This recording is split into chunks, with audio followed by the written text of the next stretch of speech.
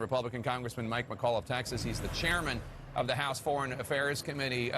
Mr. Chairman, let me ask you, I don't know how to characterize the response that the Chinese government is currently making. They're refusing to take a call from our Secretary of Defense here in the U.S. They're demanding that their spy balloon debris be returned to them. That's like a peeping Tom demanding that the microscope or the telescope be returned to him.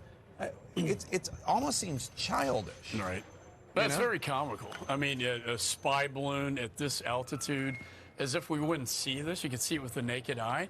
Very much a provocative act done by Communist China at a time I find interesting because the Secretary of State, I met with him to what should he bring up with Chairman Xi.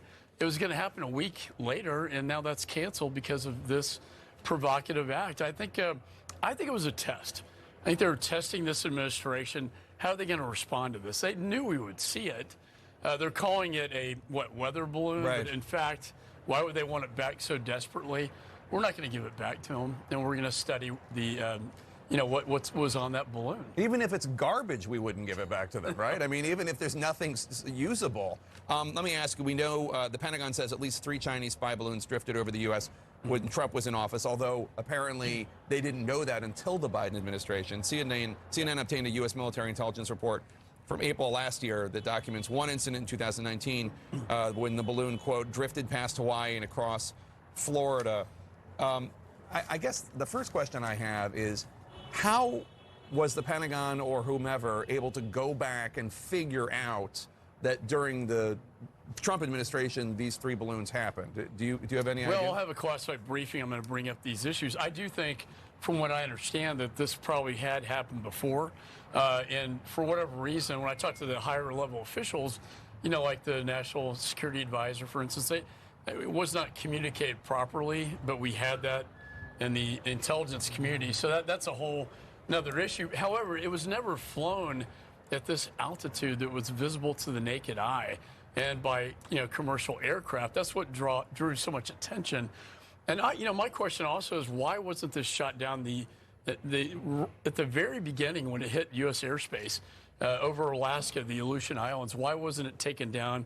Because it was in violation of international law. Well, what the Pentagon says is that they didn't want to risk anybody getting hurt. I mean, there are more than 8,000 people that live in the Aleutian Islands, so I can understand that. Look, I don't think there's any easy answer. I certainly understand the sentiment. We should have shot it down earlier, but then my question always is, when? When was the right time to do it when, you could guarantee no American or Canadian was going to be hurt? Well, in that case, when it's over the Pacific Ocean and not wait till it's over the Atlantic. I don't know whether it was transmitting in real time back to the mothership in Beijing. I'll find that out in my classified briefing. If that was jammed, I'd feel a little better about all this.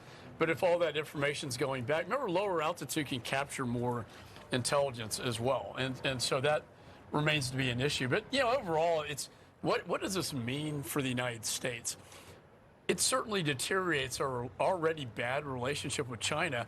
And you have to ask yourself a question, why would Chairman Xi want to do this? Yeah. Particularly at this moment in time when Secretary Blinken was going over to try to, help relations between the 2 countries. Do you think it's definite that Chairman Xi knew about this? I mean, is it possible that he didn't? I mean, how the Chinese government works is still fairly opaque. Is it possible that somebody in charge of spying or their version of the Pentagon just decided to do this and not tell Chairman Xi? I've heard that theory, but my view is that nothing happens within the PLA, their military, without Chairman Xi knowing about it.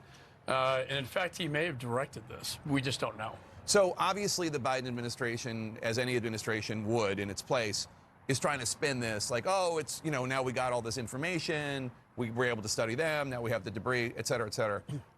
Moving the politics out of it and how you disagree with how the Biden administration handled it, is this ultimately embarrassing for China? Did President Xi embarrass himself with this? Or is it actually like a demonstration of strength, do you think?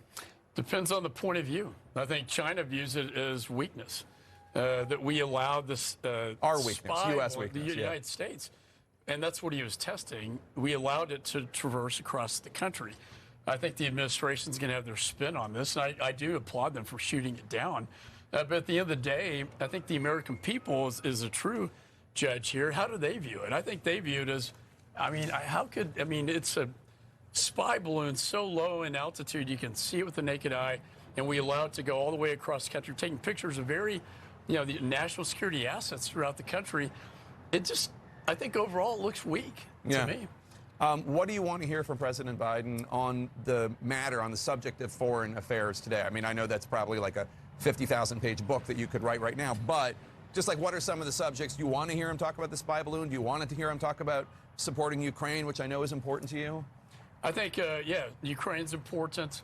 I'd like for him to hear, I know one section of the speech is going to be about what can we do bipartisan to get things through Congress. I do think China, particularly after this spy balloon, galvanizes, reinforces the American people's support to do something about it. And so I do think, particularly with the vote on the Select Committee on China, that we can really pass bills, legislation that are geared towards China's aggression in a bipartisan manner. I met with my ranking member last night, Greg Meeks.